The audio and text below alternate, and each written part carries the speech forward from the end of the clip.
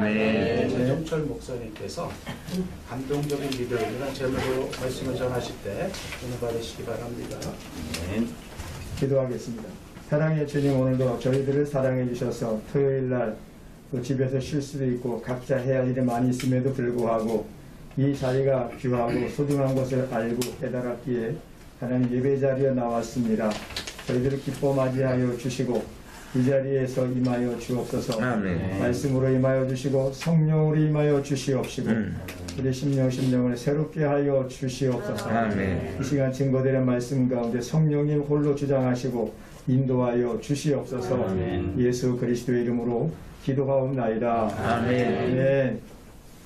할렐루야. 아멘. 주님의 크신 은혜와 사랑이 우리 모두에게 임하시길 예수 이름으로 축복합니다. 아멘. 오늘 감동적인 믿음이라는 제목을 가지고 말씀을 나누도록 하겠습니다.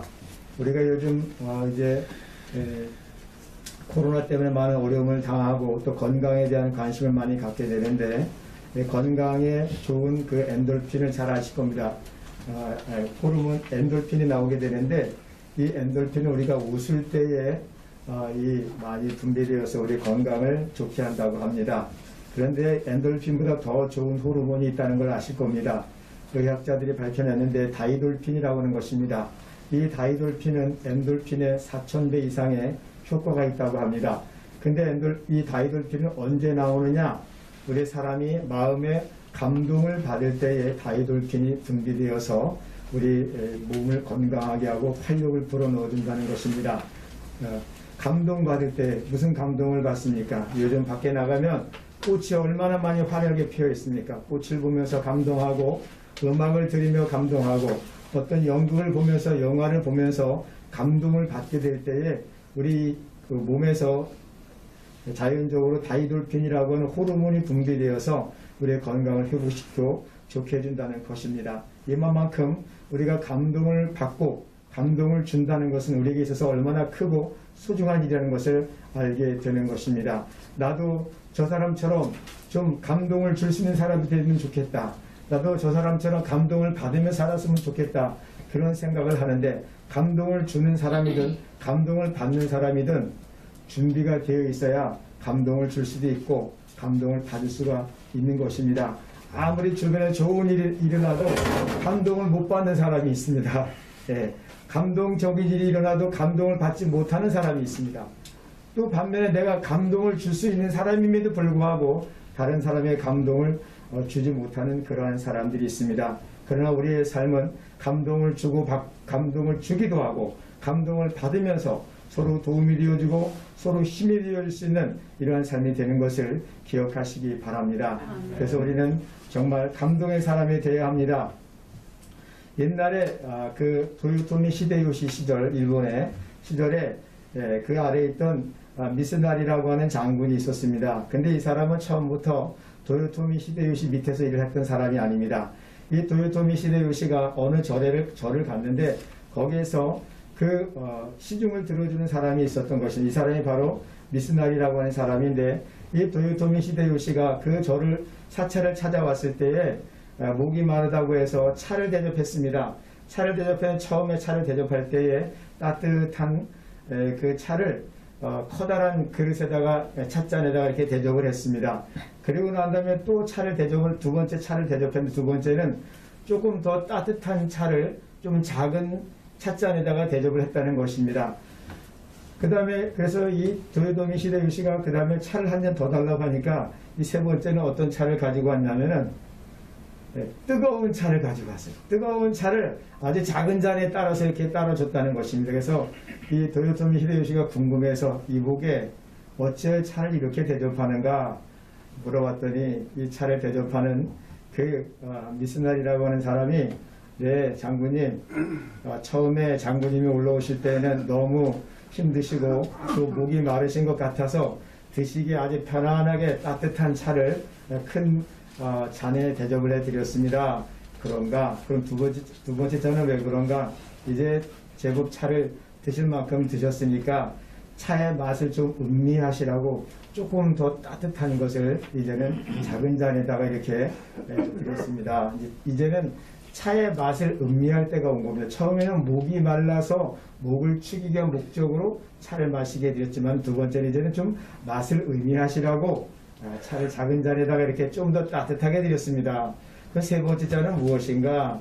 아주 뜨겁게 작은 그 잔에다가 이렇게 따로 뒀습니다. 그것은 왜 그러냐 하면은요, 이제는 차를 목도 축이셨고 차를 또 목도 축이셨고 차의 맛도 아셨으니 이제는 차의 향만 음미하셔도 될 것 같아서 이렇게 뜨거운 차를 작은 잔에다가 이렇게 제가 대접해 드렸습니다. 자, 도요토미 히데요시가 이 말을 듣고 어떻게 됐을까요? 그냥 그 자리에서 감동을 먹었습니다. 감동을 먹고 이 사람은 정말 지혜로운 사람이고 사람을 감동시키기도 하고 앞으로 좋은 일을 많이 할 사람이구나, 훌륭한 일을 할 수 있는 사람이가 생각을 하고 이 도요토미 히데요시가 자기의 신하로 그들을 발탁해서 좋은 일을 많이 했다는 것을 볼 수가 있습니다. 근데 오늘 성경 말씀에 보면 이 백부장이라고 하는 사람이 예수님께 요청을 했는데 바로 이 백부장의 이 삶을 보면서 이 모습을 보면서 저는 아마 이러한 설교 제목을 잡아본 사람이 없을 겁니다. 감동적인 믿음을 가진 사람이다. 이 백부장의 믿음은 어떤 믿음을 가졌느냐? 감동적인 믿음을 가진 사람이었습니다. 아멘. 이 백부장이 아시다시피 백부장은 어느 나라 사람이냐면 로마 사람입니다. 유대 사람이 아닌 것입니다. 로마의 백부장. 적용할 줄 아는 믿음인 것입니다. 감동적인 사랑, 감동적인 겸손, 그 다음에 또 보면은 감동적인 실천, 뭐 이렇게 볼 수가 있겠죠. 자, 첫 번째 뭐냐면 감동적인 사랑이 있었습니다. 이 백부장은 누구라 그랬어요? 자기의 하인이 병들었습니다. 이건 뭐냐면요, 당시의 하인은 종을 말합니다. 집에서 부려먹는 노예와 같은 사람입니다. 그 당시도 마찬가지로 노예 제도가 있었습니다. 그래서 집에서 부려먹는 하인, 종, 노예들은 어떤 취급을 받습니까? 사실 물건 취급을 하며 지내왔습니다. 물건. 부려먹다가 병이 나고 부려먹다가 쓸모없다 생각하면요, 팔아버리고 주인이 죽여도 아무도 거리낌이 없는 그러한 시대에 살고 있었던 상황인데 이 백부장이 자기 집에 하인이 병들었는데 오늘 말씀에 보니까 사랑한다고 그랬습니다. 어떤 백부장이 사랑하는 종이 병들어 죽게 되었다. 2절에 이렇게 성경 말씀에도 기록해 있는 것입니다. 백부장이 하인을 사랑한답니다. 자, 이치적으로 따질 때, 상황적으로 따질 때 그런 일이 있을 수가 있을까요? 그런데 이 백부장은 자기 하인을 사랑했다는 것입니다. 다른 사람을 사랑하는 것도 아닌 자기 아내를 사랑했다, 자기 자식을 사랑했다, 자기 친구를 사랑했다, 이런 말만 들어도 듣기에 좋은 말인데 이 백부장은 누구를 사랑하느냐? 자기가 부려먹는 하인을 사랑했다는 것입니다. 이것은 일반적인 사랑이 아니라는 것을 볼 수가 있는 것입니다. 우리는 나보다 높은 사람을 사랑할 수 있고 나보다 높은 지위가 높은 사람을 존경할 수 있고 따를 수 있습니다. 그러나 또 내가 나의 가족들을 사랑하는 것 당연합니다. 그런데 내가 집에서 부려먹는 그 종을 사랑한다? 사실 쉽지 않은 일입니다. 당시에 요즘으로만 당시에는 사실 군사정부와 같은 그런 시대에 백부장의 신분을 가진 사람이 자기 집에서 부려먹는 하인을 사랑한다. 이것은 정말 감동적인 사랑이라는 것을 볼 수가 있습니다. 하인을 고쳐보겠다고 여러 가지로 백방으로 노력을 하다가 마침내 누구를 찾은 것입니까? 예수님을 찾은 겁니다. 예수님은 하나님의 아들이시며 많은 사람들의 질병도 고치시고 능력을 행하시는 분이라는 것을 알고 믿었기 때문에 당시 유대인의 사회에 지체가 있었던 장로들을 부탁해서 본인이 직접 나서지 못하고 장로들에게 부탁을 해서 예수님을 초청하도록 부탁을 한 것입니다. 놀라운 일이지 않습니까? 사랑하는 여러분, 우리 이렇게 정말 사랑으로 감동을 줄 수 있는 그런 자가 될 수 있기를 축복합니다. 그 다음에 이 사람은 또 누구를 사랑하는데 하인만 사랑하는 것이 아니라 성경 말씀에 보면 또한 저희가 우리 민족을 사랑했다고 말씀해주고 5절에 보면 저가 우리 민족을 사랑했을 뿐만 아니라 회당까지 지어준 사람이라는 것입니다. 유대인들을 사랑했다는 겁니다. 이것 또한 놀라운 말씀이고 감동적인 말씀인 것입니다. 아멘. 여러분, 말씀드렸지만 일본 사람들이 우리나라를 지배하며 점령해 살아갔을 때에 일본 사람으로서 그 당시에 한국 사람을 사랑했던 사람이 얼마나 있었을까요? 한번 생각해 보시기 바랍니다.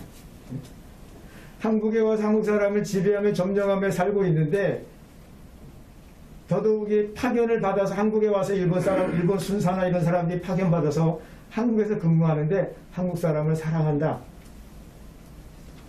참 듣기 어려운 말씀이지 않습니까? 비슷한 상황입니다. 로마 정부로부터 파견받아서 백부장인 사람이 이 이스라엘에 와서 점령한 그 피지배 국가에 와서 이렇게 지내는데 그 피지배 국가에 사는 사람들을 사랑했다고 말씀해 주고 있습니다.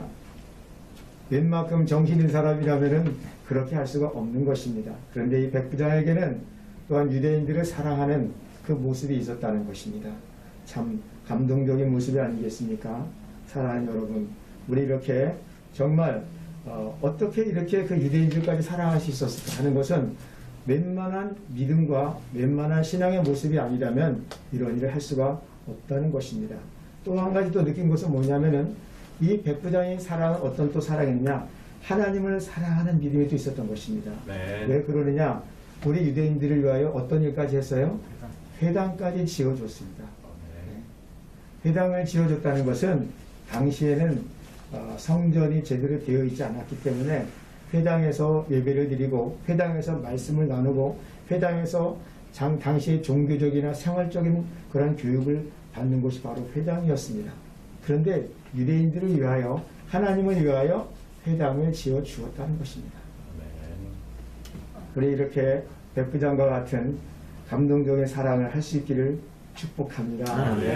그 다음에 두 번째는 뭡니까? 겸손의 모습을 볼 수 있습니다. 백부장의 감동적인 겸손의 모습인 것입니다. 자, 예수님께서 그래서 그 장로들의 말을 듣고 그러냐? 내가 그런 그 집에 가서 그 하인을 고쳐주겠다고 나서고 이제 마을에 들어가려고 하는 찰나인데 이 백부장이 예수님이 오신다는 소식을 듣고 갑자기 사람을 또 보냅니다. 주여, 오지 마옵소서. 내 집에 들어오심을 나는 감당할 수가 없습니다. 이것은 뭐냐? 하나님의 아들 예수님이 자기 집에 오는 것에 대하여 너무나 황송하고 너무나 죄송해서 모실 수가 없고 감히 설 수가 없다는 그 겸손의 자세를 말씀해 주고 있는 것입니다. 시편 147편 6절의 말씀을 보면 여호와께서 겸손한 자들은 붙드시고 악인들은 땅에 엎드려 드신다고 말씀해 주고 있습니다. 또 잘 아시는 말씀 잠언 18장 12절에 보면 사람의 마음의 교만은 멸망의 선봉이며 겸손은 존귀의 앞잡이라고 말씀해 주고 있습니다. 아멘. 하나님은 겸손한 자를 붙드시고 겸손한 자를 사용하십니다. 이 백부장이 얼마나 겸손했는지 주여 수고하지 마옵소서. 내 집에 들어오심을 나는 감당하지 못하겠나이다. 내가 죽게도 나아가기도 감당치 못할 줄을 알았나이다. 6절과 7절에 이런 말씀이 있는 것입니다. 내 집에 내가 죽게 나아가기도 감당할 수가 없습니다. 로마의 백부장이면 그래도 로마의 장교인데 그 당시 유대 사람들이 예수님을 메시아로 여긴 사람도 있었지만은 대부분의 사람들은 예수님을 하나의 랍비로 보고 일종의 선생님과 같은 분으로 보았지 메시아로 인정하지 않았던 것입니다. 그런데 이 백부장은요, 예수님 앞에 겸손히 엎드리는 사람이었다는 것입니다. 웬만한 신앙과 웬만한 믿음이 없으면 그렇게 할 수가 없는 것입니다. 내 앞에 내가 주께 나아가기도 감당치 못할 줄을 알았나이다. 그렇습니다. 우리는 이렇게 겸손한 자리에 서게 될 때에 하나님이 그것을 보시고 귀하게 여기시는 것을 믿으시기 바랍니다. 아멘. 은혜에는 법칙이 있습니다. 무슨 원리의 법칙이 있냐? 위에서 아래로 내려가는 법칙이 있습니다. 자, 물이 산꼭대기에 떨어지게 되면 그 물은 어디를 향해 갑니까?